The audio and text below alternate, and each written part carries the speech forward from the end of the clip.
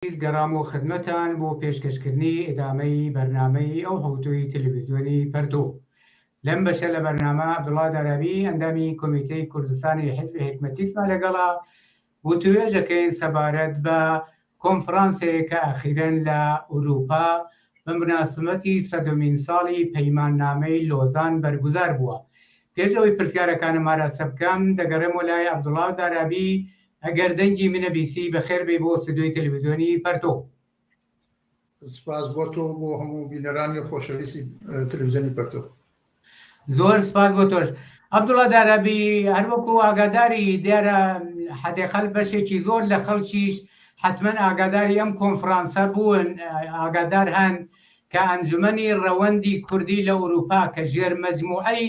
ئەحزابی کوردیە لە تاریخی 27 و 28 ئۆردیبەهشت 18 ڕۆژ لەوە پێش بە مناسبەتی سەدەمین ساڵی پەیماننامەی لۆزان لە وڵاتی سوێد کۆنفرانسێکیان بەرگوزار کردووە. لەم کۆنفرانسەدا 4 نەفەر لە جەراناتایی مختلفی کوردی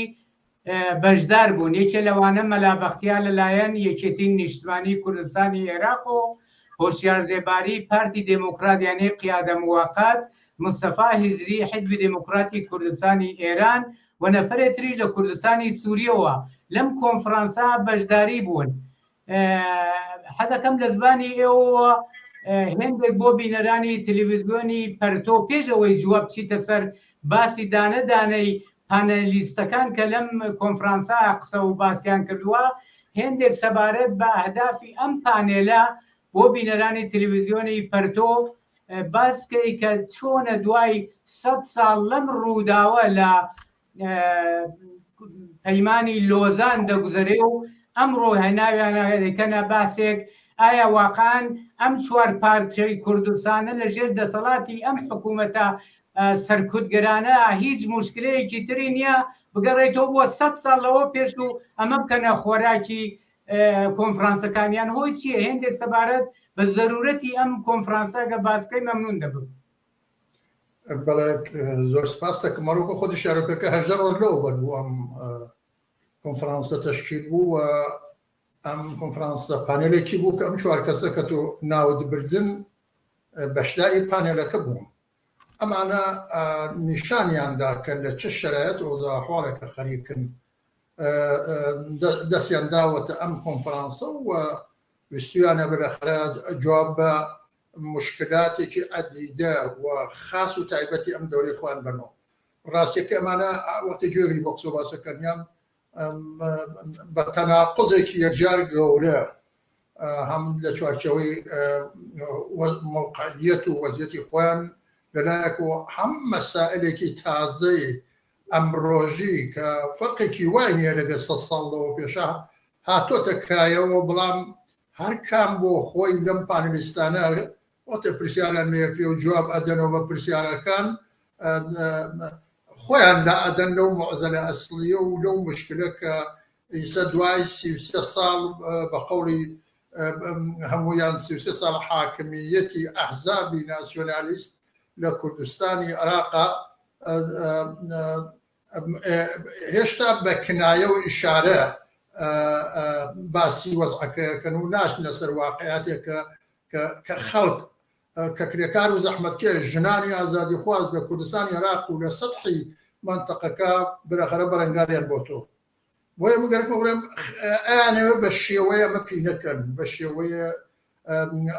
ئەم مشکلاتە کە لە ماوەی 33 ساڵی ڕابردووە بەرەخەرە پێکیان هێناوە لە مەقابل ژیان و گوزەران و گوزارانی خەڵکا لەم کۆنفرانسی شا وەک جارێکی تر ئیشارە بە برێکشتکەن کە واقعاً ئەو کاتە وجودی نەبووە ئەوە کە هیچ، بەڵام بڵێن ناوی بنێن کە ئەم 33 ساڵە بەرەکەت بوو، ڕەحمەت بوو، دەستکەوتێکی گەورە بووە و ئەگەر چی دەستکەوتی گەورە بووە بۆ منفعەت و بەرژەوەندی حزبایەتی و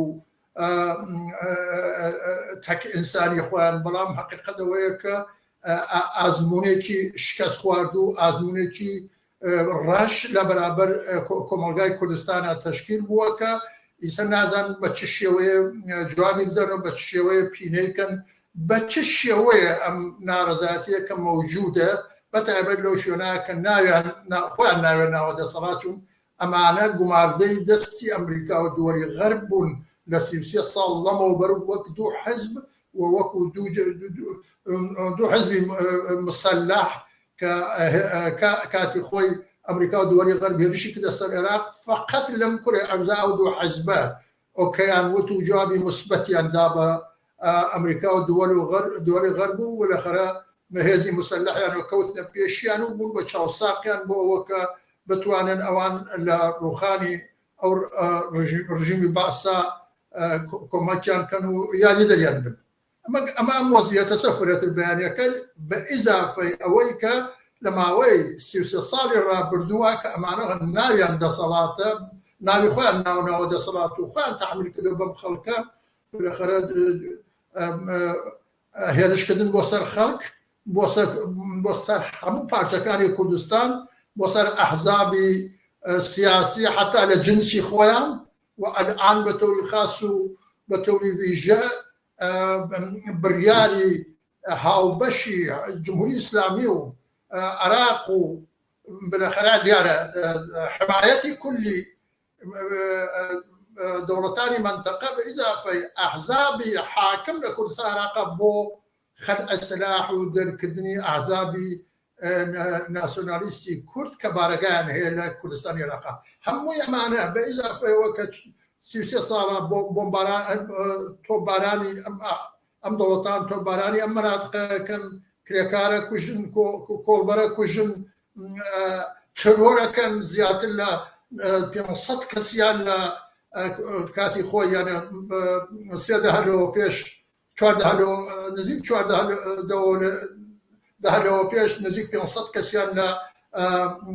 مبارزینی کۆمەڵە و هەروەها ئەفرادی شەکداری حزبی دموکرات کوشت بە هاوکاری و هاودەستی ئەمانە ئەم مەجموعە کراوەتە سەر یەک گەرەکیان بوو لێرە بە شێوەیە پینەیکەن و نیشانی بن کە چی مهمە با ئەوە بکەین ئەمە ئەو شتە بوو ئەو شرایەتە بوو کە بە نەزەرم ئەم کۆنفرانسەتیا موجودە. زۆر سپاس بۆ تەوزیعەکانت عەبدوڵڵا دارابی لەم پانێلەیە مشەخەسەن لە تەرەف مەلا بەختیار ئەلبەتە بە تاییدی بەقیەی پانێلیستەکان دوای 100 ساڵ باتەوەجێ بەم هەزاران مشکلات و بەدبەختی کە لەم کۆمەڵگای کوردستانیە ئەحزابی هەر چوار پارچەکە ئەحزابی ڕاست و ناسیۆنالیست بۆ ئەم خەڵکەیان دەحانمیان دروست کردووە و هەر کامێکیان ڕاکە بۆ لای دەوڵەتانی تورکیە و جمهوری ئیسلامی و بە جۆرێک سووریە و ئەمانە مل خۆیان نشکێنن لە بۆ لای ئەم دەوڵەت و جەنایەتکارانە دوای 100 ساڵ حەملە ئەکا بە لێنین و ئەوی وەکو سیب لێکداناوە کە گوا دەورانی شکستی عوسمانیەکان و زاڵبوونی بەیسا ئاتاتورک لێنین حمایەتی لەم شتەی ئاتاتورک کردووە و دیفاع و پشتیوانی لە مەسەلەی کورد نەکردووە. ئایا ئەم ڕەوابەتە ئەم ڕەوایەتە یا ئەم ئەرزیابیە لە زبانی مەلا بەختیار و بە تاییدی بەقیە ئایا واقعاً لەم چێهرەی بین المللیە و ڕەهبەری جانشمولی تەبەقەی کاریگەرە بە ناوی لێنین ڕەوایە ئەسەن من تایسە شتی وام نەبیستووە دەران و سەدان و هەزاران ئینسانی تر دوای 100 ساڵ اتفاقێکی ئاوا کە مەلا بەختیار باسیەکە و حەملە ئەکا بە لێنین نەبینراوە و نەبیستراوە مازرا چیە ئەم دوای 100 ساڵ ئەم حەملەکردنە چیە بەجێ جوابدانەوە بە 1001 مشکلەی ئەو کۆمەڵگا کە هەر کامەیان کوتم دەستی دەوڵەتی جمهوری ئیسلامی و قاسم سولەیمانی و ئۆردۆغان و نازانم مل خۆیان شکێنن بۆ ئەم خۆش خدمەتیانە هۆی چی ئەم حەملانە بە لێنینەکە؟ ئەوەی ڕاستی بێ هاوڕا بوو ئەگەر 33 ساڵ لەوە پێش ئەم حەملانە بەم شێوە کە مەلا بەختیار ڕازانیەوە وتی من 3500 سەفحە لە تاریخی کێم خۆندۆسۆ بۆیە گەیشتم بەوە کە ئەم بەحسە بکەم ئەم بەحسە لە ئەمرۆ تازەیە و ئەوانی دیکەش لە ئاخرە دەستخۆشییان لێکێ کە بلاخەرە زەحمەتی کێشاوە هەوڵی داوە ڕاستەکە لە 33 ساڵی ڕابردووان نیشانیدا کە ئەمانە چکارن ئەمانە کێ بوون ئەمانە نوێنەرایەتی کام باش لە کۆمەلگای کوردستانیان کرد ئەمانە چه خدمت چگونەیەکیان دا بەسەر خەڵکە چ ڕۆژ ڕەشیەکیان بەسەر خەڵکی کوردیانە لەو شوێنانە کە دەسەڵاتیان بوو خۆیانەوە نەبوو حاکمیت ئەگەر ئەو کاتە وایە ئەنگە برێ خەڵکی هین کردایە مەشکوک کردایەوە ڕەنگە وابێ ڕەنگە قسە باسی مەرافەختیار لەوانەیە ممکن ڕاست بێ و لەنێ کارێکی وای کرد بێ شتی وا لەبار تاریخی وجودی نەبووە نییە ئەم ڕوایەتە ڕوایەتێکی من دەرهێنانی دەراوەری ئەم ڕۆی یەکێتی و پارتیل بۆ خۆشخزمەتی لە خدمەت دووەلی ئەمریکا و ئوروپا هیچێکی تر نییە ئەمە قسە و باسێکە کرد کە بالاخره لە قسە و باسی ئەوان و لە ئەدەبیات ئەوان هەڵی گردو بۆ کە حملەکە بۆ نیشانی با بەلەحاظی تەبەقاتی و بە نیشانی با بەلەحاظی فکری و سربەکان بەشن سربەکان قوتبن سربەکان دووەرن ئەمە فقط ئەم خۆش خدمەتێتە بە ئیزافەی هەموو ئەو خۆش خدمەتیانە وەکو تۆ ئیشارە پێکرد لە ماوەی 33 ساڵی ڕابردووە نەخێر ئەمە شتیوا وجودی نەبووە وەختێک ئەسەن وەختێک ئەتاتۆر کەمال ئەتاتۆر حەملەی کرد بە کوردەکان لە تورکیا لنین هەن نەمابوو لە قەیدی حەیاتە نەمابوو لە بۆی من گەرەکمەوە بڵێم کە نەخێر ئەو شتە کە ئەمڕۆ تۆ هەرا الان ئیشارەت پێ کرد خۆش خدمەتیە کە ئەوان بە دووەلی بە ئەمریکا و دووەلی غەرب ئەیکەن بە ئێران ئەیکەن بە تورکیە بە عێراق و حتا بە دەوڵەتی سووریەکەن لە سەردەمی شکستی عوسمانی و هاتنە سەرکاری کەمال ئەتاتورکە تەواوی سەرانی کورد سەرانی عەشیرە فۆدالەکان شێخەکان ئەو کۆنەپەرست و مرتجعانە کە بە ناوی دفاع لە مەنافع و بەرژەوەندی خەڵکی کوردۆ چوونە ڕکێبی کەمال ئەتاتورک کەمال ئەتاتورک لەگەریانە قسەی کرد بانگی کردن خلاصەوتیان وعدەی پێدان و ئەوانش بە کەمالی میل قبولیان کرد چون لە خۆشخدمەتی بە نەک تەنیا دووەلی غەرب نەتەنیا ئەو کاتە ئیستعماری ئینگلیس و فەڕەنسەکە دەسەڵاتیان بوو وەکو ئیستا نەبوو بەلاخەرە هاتن و بەلاخەرە لە بەیکیان وت بە کەمال ئەتاتورک و چوونە پارلمان و قسە و باسی ئەتاتورکیان برد لە لۆزان لە کۆنفرانسی لۆزانەوە قسەکان ئەوە بوو کە ئێمە تورکیە بە وڵاتی خۆمان نەزانین و هیچ مشکلە و نگەرانەیەکمان لەگەڵ کەمال ئەتاتورکە نییە و ئەو نیەکێکردنەوە نوێنەرانە خۆی کورد بوو بە نمایەندگی لە ئەتاتورک و قسە و باسەکانی هەڵگرت و ڕۆشت لە کۆنفرانسی لۆزان لە سویس ئەمەی تەقدیم کرد و بالاخره ئەم خۆش خدمەتیە بە سەرتاسەری دنیای 100 ساڵ لەوە پێش ئەعلام کرد بۆیە من گەرەکمەوە بڵێم کە ئەو کارێکە ئەوان کردیانی مرۆ ئەمان بە 100 قات بەرابەر تکراریان کردوەوە تکراریەکەن الان کوردستانی ئەحزابی ناسیۆنالی لە کوردستانی ئێرانە کە لەوێ مقیمە لە کوردستانی عێراقا ئەمان لەگەڵ جمهوری ئیسلامی تەوافقیان کردووە لەگەڵ دەوڵەتی عێراق تەوافقیان کردووە لەگەڵ دەوڵەتی تورکیا تەوافقیان کردووە کە ئەمانە چەککەن و بالئاخرە دەریان کەن و مانعی فعالیەتیان بن یان نەخێر ببیان بن لە گۆشەیەک و خەلەسلادان بنێن یا ڕەوانەی شوێنێکیان کرد نگەرێک بڵێم سەناریوانە سەناریویەکی ڕەش ناسرا و معرف کە هەموو خەڵک ئاشنان پێی احتیاجی بۆ نییە کە چه سیاسیەکە کەمتر سیاسیەکە فەقیرێکە دەوڵەمەندە ئەمانە شتێکن کە خۆیان بە کردار نیشانیان داوە ئەوە کە 100 ساڵ لەوە پێش ڕۆژ وتی من بژی کەمال ئەتاتورک حکوومەتی تورکیا حکوومەتی ئێمەس وڵاتی تورکیا وڵاتی ئێمە و تورکەکانە ئەوانە خۆیان هەر ئەو کەسانە بوون وەک ئەمان ڕێز عەشیرە بوون سەرۆک بوون و ڕۆشتن دەستە جەمعی ڕۆشتن و کاریان کرد بۆیە لەنین نەتەنیا لەمە ئاگادار نەبوو و هیچ نەوە بەحس و سازش و سازشە لە بینی لنین و ئەتاتورکە نەکراوە چونە ئەو کاتە حکوومەتی شۆرەوی حکوومەتێکی تازە بوو هاتووە سەرکار حتا سیاسەتی مسالمەت ئامیزیشی بوو لەگەڵ دەوڵەتانی دەوروبەر و ئەوانە بۆەوە کە بتوانن جێگیر بن بۆ بتوانن بالاخره مبارزات و خەباتی خۆیان بۆ دفاع لە مەنافع و بەرژەوەندی تەبەقەی کارگر و هەر نەوەز مستەمێک کە لە دەورەی لنینە کە بوو لە دنیا جوابی پێدەنەوە ئەم شتە غێر واقعیە، ئەساسی نییە، سەنەدیەتی نییە، بەنابەرین من دەراوەردیەکە کە ئەحزابی ناسیۆنالیست و تایە خبرە بوون و تایە دەستبەڕیان پێ کردو. زۆر سپاس بۆ تەوزیحەکانت. تۆ ئیشارەت کرد کە سەنەمە حەقیقەتی نییە. من وەکو شەخسێک ئەلان فەرزمەوە لە مەلا بەختیار ڕازەکە لەنین ئەم هەڵەی کردووە، ئەم پشتیوانیەی لە حەقی خەڵکی کورد نەکردووە، فەرزمانەوە بێ ڕاست بێ. ئایا واقعان دوای 100 ساڵ مشکلی خەڵکی ئەو چوار پارچەی کوردستان ئەم بەرخوردەی لەنین بووە؟ ئەمانە ئان ئاسایش و ئەمنیەت و ڕەفا و خۆشبەختی و سەعادەتیان بۆ خەڵک بەدی هێناوە یان نا لە هەر چوار پارچەی کوردستانەکە ئەسەم بەحسێ لەسەر ئەم هەمووە نابەسامانی و جەنایەت و قەتڵ و برسێتی و هەژاری و ڕەشە کوژی و ژن کوژی و مەرد سالاری و مەسهەب و کەسافتکاریە کە ئەحزابی ڕاست و ناسیۆنالیست لەگەڵ دەوڵەتە فاشیستەکانیان بۆ ئەم کۆمەلگانەیان دروست کردووە. ئایا بەحسێک کرا لەسەر ئەم حەق و حقوقانە کە چۆنە لەم چوار پارچەدا دی خەڵکی ئەم چوار پارچە لەژێر حاکمێتی ئەم چوار دەوڵەتە مشکلیان نییە بەغەیری ئەم بەرخوڕێەوە لەنین فەرزمانەوە مەلا بەختیار ڕاستەکە وا بوو بێ هیچ مشکلەیەکتر نییە بە هەشتی بەرینیان دروست کردووە؟ هەمووی ئەم ئەحزابانە لە کوڕنەش بردن بۆ دووەلی ئەمریکا و دووەلی غەرب لەلایەک و هەروەها بۆ دەوڵەتانی منتەقە وەکو تورکیا، وەکو عێراق، ئێران، سووریا، ئەمانە لە پێشە یەک قەسەمیان خواردووە کە دژی تەبەقەی کارگەرن، دژی کۆمۆنیستەکانن. ئەم پەیامە گەرەکی لێرەش دیسانەوە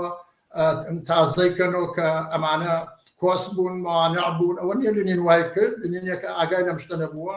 لەنینێکە هیچ سەنەدێکی تاریخی حتا هین برژوازیش ناتوانێت ئەمە بەم ڕواەتەی مەلا بەختیار و ناسیۆنالیستەکانە بجەسپێنەوە بە جێگەی خۆی، وەکو خۆی شارەوە پێکرد. ئەوە لەنین ئەلعان بالاخره لە قەیدی حیاتا کە هیچ نەماوە، ئەوە دەوڵەتی کوردی 33 ساڵە بەرقەرارە. ئایا ئەم دەوڵەتە کوردیە کە چوونەتە ژێڕکێفی هەموو دەوڵەتانی منتەقە وەم حاکمێت دەسەڵاتە ڕەشەکە وەکو خۆی ئیشارەوە پێکرد، کێ جوابی ئەداتوە؟ جواب دەروێ بە کێ؟ تا 14 ساڵی ئەوەڵی ئەحزابی ناسیۆنالیست هەر ئەیامەت کوردستان دەسەڵاتەکەی کۆرپەیە لە دەورانەکە کە سەدام حوسێن مابوو. ئەو کۆرپەیە و پەلە مەکەن و بەشکم بگیرێ و بەشکم ئەعدام کرد. دوای ئەعدام دیسانەوە هەر ڕۆژە بە شێوەیەک هەرایان ساز کرد، بە شێوەیەک تەفرە چوون، حتا لە پەرداختی حقوقی مانگانەی خودی ئەو خەڵکە تحتی نێوی ئەوە کە لە لای ئێمە پەسەنداز بکرێت بالاخره لێشا غەدریان کرد لە خەڵک ئەویان پێ نەدان بۆ چەندین مانگ و حتا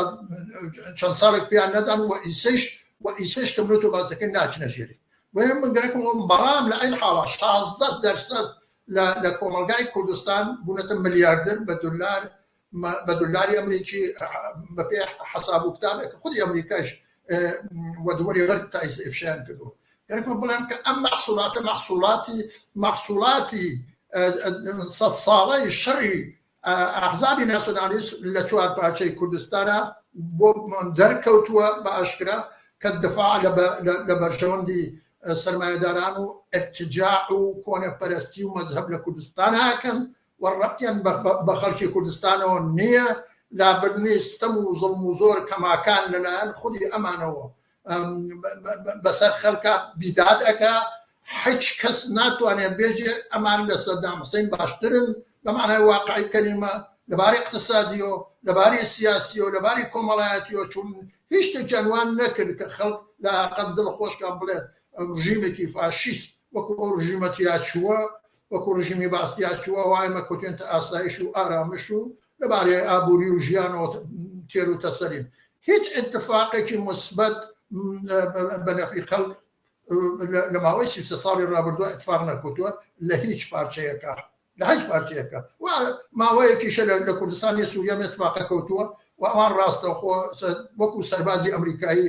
ئەم لاوران پێەکەن، فەرمانیان پێن، کاریان پێ جێبەجێەکەن لويش ام روداوه بنفع كريكار وزحمه كش وجناني ازادي خواز وبرابري طلب لقل بيوانا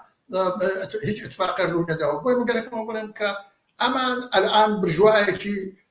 راستوخون ك لم بانيلا دركوت ك سكان ويدوق سان بو لا كو هجري باسي ويك اخر بوكو بلن باشي عام يعني كي خو هم ناقري اخر ختنيا ختاج استعماري انجليزي وفرنسا نبوس صلوا فيش ختاج خوش مان يتيابو اوني جمهوريه الاسلاميه هي شي كده السرمان بلان باسي وين هيك ايوا هن مكان من قالك ما باني لا اساسا بود راك ياك اعتباري امسي صاري حاكميتي الرشي ناسيوناليست كان كردستان بقشتي جاري لما يجي بيبرنو جاري يكتر متوجه كم كبابيان اما يا اگر امنا بارتين تياچين هر خلتي امنا ابا اما واقعيتك للايك شو بهيج وجه حاضر نبون يكتي ونماندگان يكتي بارتي ديان بوابن واقعا جمهوري اسلامي شلون اكري لولاتك كصاحبك ودا صلاتك كردنو هاو طبقه وتاريخا تيكرو نزيك بوكو حزب ديمقراطي كردستان ايران وبارتي بوتشي يساوي قرقتان لقى جمهوريه اسلاميه اما بالبس كانوا تشكمان كانوا من رواني اردوغان كان اما اوش تبو قريك اما جلابن لذهني كسيك كاكا بشيوي قليي وبشيوي اعتراض باسي كمصطفى هجري حتى لما شخوان باراندو وتيان قولتين دسكوت او رفراندوم بوكا كدومانا قولتين دسكوت او بوكا كد مع العالم ناس عندوا بخلق بويا النبي اما اقبل شريك انما ابي بكو بالبدايه شو بباريزين اما الروح وجوهري ام كوبنو ام بانل بوكا باشكرا بالروشني ملا باختيار وبارتي ديمقراطي كردستان هوشي ازريباري كان ما عندك كيلو بانيلا الدفاع عن لكردو وبروني اما انا بردم مصطفى هجري وهل كسيك بوريكي هاز اعتراضيكي هي نارزاتيكي كبرن بيدنبن اجاجرك ما عم اما بميانين وكو برجواي كردو اتفاق ان منافعه برجوندي سرمايه داران لسطح دنياو سرمايه داراني كرد ابي اما قبولك خير اما اجل اما قبولك اما ام بنبو اما ايش ما اللي يصير اما اوش تبوك لمبان لا باسكر زور فضل توزيع كانت عبد الله درابي خلشي كردستان زور باش زانن كام احزابانا 6 ساڵە خەریک چین لە بینی ئەم دەوڵەتانەدا چۆن ملخۆیان شکێنن بۆ ئەوەی کە نۆکەری و خۆفرۆشی بە دەوڵەتەکانی دەوروبەر سابتکەن کامیان لە کامیان باشترە نەخش و دەوریان هەرەمە بووە و ئاگادار هەین حەمەلاتی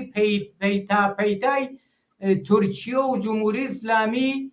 بۆ ئەم سەر کوردستانە بۆ هەر چوار پارچەیە کە بۆ خۆیان حەزکەن هێرش دەکەن دەوڵەتی تورکیە نەک ڕەحمی بە خەڵکەکە نەکرد هەزاران داعشی نارد بۆ سووریە هیچ تەواوی دارە زەیتونەکانیشی هەڵکەن بە تلێری بردی بۆ تورکیە ئەم ئەحزابانەش وەختی ئەردوغان دوێنێ و پێر ڕێیدێنێتەوە ڕاکەن بۆ دەستماچکردن و کەوژماچکردنەکەی کە هەموو ڕۆژێ وڵاتەکان خاتە ژێر تۆپباران و بۆمباران و بێئەحترامی و تەوهینێک کە بۆ خەڵکەیەکە بەهۆی بوونی ئەم ئەحزابانەوە دەوڵەتی حکوومەتی هەرێمی کوردستان قاسم سولەیمانی و ئۆردوغان بە معمارانی حەلی مەسەلەی کورد دەزانن و ملخۆیان شکێنن بۆ قاسم سولەیمانی و جمهوری ئیسلامی و باشترینەکەیان و ڕادیکالترینەکەیان و بە ئیسلاح چەپترینەکەیان حزبی سوسیالیستی هەمەی حاجی مەحمووە نادام چێدا ئەمانە بە قاسم سولەیمانی مەراسمی بۆگرن و جەژ نەگرن ئەمە کردەوەکانیان بووە تا بگەڕێتەوە بۆ 100 ساڵی ڕابردوو ئەمە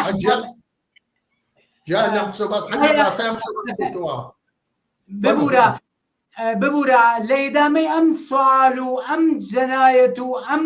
وەحشیگەریە کە ئەمانە ئەیکەن و ئەم نۆکەر سفەدی و خۆفرۆشیە کە نەک تازەگی نەک 30 ساڵ 100 ساڵە خەریگەم بەزمەن ئایا واقعاً سەبارەت بە حەق و حقوقی خەڵک کە قەرارە 4 دانە ئەحزابی سونەتدار و بە ئیسلاح تاریخی ئەم چوار پارچەی کوردستانە گوڵێک لەسەر ئەم خەڵکە بدەن ڕاستەکەن بە لەحاذی تەبلیغی و ممکنە خەڵکی کوردیان وەکو میلەتێ وەکو کەسێ بە وڵات ناسانی بێ بەڵام ناسانیەوەی کە خەڵکی کورد وجودی هەیە لەگەڵەوەی ئەم خەڵکە حەقی ژیان و کەرامەت و حرمەت و ئەمنیەت و ئاسایش و هەر ڕۆژێ نەکەوێتە ژێر حەملە و هێرشی ئۆردۆغان و جمهوری ئیسلامی ئایا باسێ لەمە کرا ئەم ئەحزابە 100 ساڵە ئەمە کاریان بووە سەبارەت بەم حەق و حقوقی خەڵکە تۆ تەوزیحاتت چییە فەرموو بەڵێ نەتەنیان نەکراوتم ئەمە هۆشدارێکی زمینی بوو کە بە یەکیاندا لەم نوع قسە بە دەردمان ناخوا چونە الان بە ڕسمیەتمان ئەناسن ئێمە وەکو برژوا وەکو مدافعینی مەذهب و کۆنەپەرستی لە کوردستانە بالاخره مورد حمایەتی ئەوانین و ئەگەر لەمە زیاتر پابنین بالاخره ئەمەشمان لێسێن ئەمە ڕۆح و جەوهەری ئەوانە بوو ئەو گلەی و بناشتەی کە هجری کردی نەتەنیا تەییدیان نەکرد بەڵکو وتیان سەرنجی ئەم لابە الان ئێمە شەریکە دەوڵەتی لەگەڵ بەغا الان ئێمە ناسراوین وەکو بەشی وەکو نوێنەری خەڵە کوردستانە وانێ وەکو نوێنەری برژوازی کورد لە کوردستانە ئەمەیان باس کرد بەڵام من یەکشت بڵێم تۆ تماشای یەک انتخاباتی مانگی لەوە پێشی تورکیە کرد ئەحزابی کوردی بوون بە دوو بەشەوە بەشێکی لە ئەردوغان دفاعیان کرد و ڕۆژنە پایسنەوە و ڕێیان پێدا بەشێکیش لە حزبەکەی کەمال ئەتاتورک دفاعیان کرد و چۆن ڕێیاندا هەردوو بەرە بۆ خۆیان ئاعترافیان کرد دیانیان پێیاننا وحتى یەکێک لەو ئەحزابانە لە ڕەهبەرانی ئەم حزبانە کە لەگەڵ کەمال ئەتاتورکا بوو دیانینا بە شکستەکەی خۆیان و ئاعترافی پێکرد من گەرەکمە بڵێم کە ئەمە سەرانی کوردە لە چوار پارچەی کوردستانە خودی حزبی دموکراتیش عینی شت لە 1940 ساڵەوە پێش وەختی ڕژیمی شارۆخا بوون بە دووبەرە بەرەیەکی کە لە داخلی ئێرانە بوو لەگەڵ حزبی تودا بوو ڕۆژ لەگەڵ حزبی تودا خۆی تەسلیم جمهوری ئیسلامی کرد هەر لە تیارەکە دابەزی خومێنی پێیان لە بەیکیان پێوت و بالاخره بۆ سەرکوتکردنی خەڵک بۆ فری و تحمیقی خەڵک ئامادە بوون لەگەڵ جمهوری ئیسلامیە ئەم بەشەکەی تری بە ڕەهبەری ئەم بەشەی کە لە دەرەوە بوون لە خارجا بوون هاتنەوە کوردستان و بالاخره ڕۆشتن لە بەیکی ئەوەند بە خومێنی دوو جار لە یەک مانگە ڕۆشتنە ڕای چوونە تاران و ڕایەکی چوونە قۆم و داوایان کرد لە جمهوری ئیسلامی و لە خومێنی بیان بەخشن لە بەیکیان پێوتن وتیان ئێمە غائلەی کورد لە کوردستان کە مەنزوریان کۆمۆنیستەکان و کۆمەڵە بوو ئێمە ئەوانەتان بۆ هینەکەین تارومارەکەین لەگەران ببن و قبوڵمان کرد قبولیان نەکرد من گەرەکمەوە بڵێم کە ئەمە تاریخی واقعی ئەمانە تاریخی ئەمڕۆژیان سیر کرد ئەوە ئەمان هەڵساوان گرێی لەو لاکەکە و لاکەتێکی بێدەنگ بە ئەمە قبولکە کە ئەمە پێدێژن گەرەکمە بڵێم 30 ساڵ حاکمیە 33 ساڵ حاکمیەتی ئەمانە و ڕوودەتوری ئەم سێ چواردە کە گوزەراوە زۆر بە جوانی ناوەڕۆک و مەزمون و کاکڵێ ئەمە ئەحزابەی دەرخستەوە بۆ خەڵکی کرێکار و زەحمەتکێش بۆ ژنان بۆ پیاوان بۆ گەنجان بۆ هەموو کەس کە ئەمانە غیر از منافع و بەژەوندی خۆیان سەرەدەرزیە مەسەلەی کورد ستەم لە کورد ستەم لە ژن ستەم لە کرێکار استثماری کرێکاری کورد بۆیان نەتەنیا مەترحنیە بەڵکو هاو کاسە و شەریکی ئەم دەوڵەتانن لە چوارچێوەی جغرافیای تورکیە و ئێران و عێراق و سووریا بەرامبەر بە خەڵک من گەرەکمە بڵێم ڕووکەمە خەڵک و جارێکی تر بە تەئەکید لەسەر ئەم تاریخە واقعیە کە لە 100 ساڵەوە پێشەوە سەرانی ئەحزابی ناسیۆنالیست ڕۆشتون لە بارەگای کەمال ئەتاتورک و حتاوەکو ئەمڕۆکە ئەردوغانە و جمهوری ئیسلامیە بەم پەروەندە جوانەوە چیان کردووە و چۆن کۆڕمەشیان بۆ بردون و چۆن پەنایان پێ بردون و چۆن حاضر بوون کە بالاخره هەرچی ئەوان بڵێن ئەمان قبولی کەن و حتا کردیشیان بەڵام هەر قبولیان نەکردن ئەمە کارنامەی واقعیەکە کە خەڵکی کودەشی قۆلی لێ هەڵماڵێ لە عین حاڵاکەوە کە ڕۆژمەڕە بۆ سەرنگوونی جمهوری ئیسلامی هەوڵەدەن لە کوردستانی ئێران و لە ئێرانە ئەبێ بۆ ئفشای ماهیەتی تەبەقاتی و ئەرتجاعی ئەمانەش بێنە مەیدان و بزانن کە ئەمان نەتەنیا نیۆنەریانین دژمنی واقعیانن چون هیچ وەختێ ئەحزابی ناسیۆنالیستی کورد لە ئێرانە ناتوانێت باشتر بێت لە ئەحزابی ناسیۆنالیستی 33 ساڵ حاکمیت کردە کوردستانی عێراق بە هیچ شێوەیە تەواو ئەهدافیان تەواو خەم و نەگەرانی و مەشغەڵەیان ئەوەیە کە ئەمانیش وەکو ئەوان بیان بە دەسەڵات و بیان بە حاکمیت و بەشیان پێ بن و بلەخەرە لە ئستثمار و چەوسانەوە و کوشت و کوشتاری خەڵکە شەریک بن ئەمە بە قسەی خۆشیان کردووەێت یەکێک لە ڕاهبەرانی حەزبی دموکرات بە ئاشکرامی باس کردو ئاواتەکەیشی لە تەلەڤیزیۆن ئەعلان کردو و پێتم نەگەر ئارەزوم وەسە کە خۆم بم بە دەسەڵات و خۆم بە دەستی خۆم کورد ئەدام بکەم عەجەبەکان نەکرد گەرەکەوە بڵێم بە هەر پێوانەیە کە تۆ لە باری سیاسی اقتصادی و فەرەنگی و باسیکەی ئەمانە نەتەنیا دۆسی خەڵک نین دژمنی تەبەقاتی خەڵکن شەو خەڵکی کرێکار و زەحمەتکێشن دژی هەر چەشنە ئازادیەکەن دژی هەر چەشنە بەرابەریەکەن دژی بەرابەری ژن و پیاون پشتیوانی ڕاستەقینەی مەزهەب و کۆنەپەرستین و خەڵک ئەبێ ئەمە بنێتە مشتیان و پیان ڕاگەیەن و پیان بڵێ کە ڕێگەی ئێمە سەفی ئێمە لە سەفی ئێوە جیایە ئێمە پەرچەمی ئێمە پەرچەمی تەبەقەی کارگەرە پەرچەمی ئازادی خوازی و بەرابەری تەڵەبی ژن و پیاوە لە کوردستان و لە ئێرانە و ناتوانین سەناریۆی ڕەشی 33 ساڵەی حاکمیەتی ئەحزابی ناسیۆنالیستی کورد لە عێراقا لە ئێران پیادەکەین و وەجارێت خۆمانی بۆ بن بکوژ ئەمە شتەسەکە بە نەزەر من پەیامێکی ڕۆشنە خەڵک لە حومانی ڕابردووشە تا سەدحێکی زۆر نیشانیاندا زۆر سپاس بۆ تۆزاکاندا بڵاودارەبی پرسیار زۆرە ئەم بەحسا ئەهمیەتی شێ متەسفانە هاتینە کۆتایی بەرنامەی ئەوڕۆ سپاس بۆ تۆزیعەکانت و بۆ بەشداری لە بەرنامەی ئەوڕۆی تەلەڤیزیۆنی پەرتۆدا سپاس بۆ تۆ بۆ هەموو بینەرانی خۆشەویست کە زەحمەتیان کێشا و گویان کرد بۆ قسەکان زۆر سپاس